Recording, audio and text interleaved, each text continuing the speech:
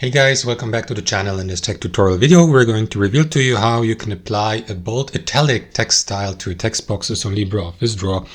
So let us dive into this.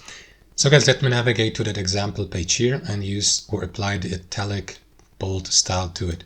There are two ways how you can do it. You either navigate to the text property tab here in the top right. You may use the shortcut Alt-1 for it. And here under the character settings, you may expand these. Select bold as well as italic. That's one way I can do it, guys. The other option would be to right click into your text, navigate to edit style.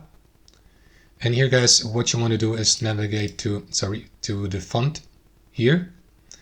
And under the given font, you have selected, choose or click into the given style and choose bold italic instead of regular bold or italic.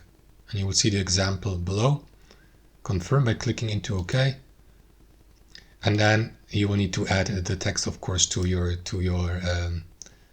canvas first or after that, because that edit style menu here is for the entire page. So if you want to do this for a selected text box, use the first method, highlight the text and do it through the text property tab here.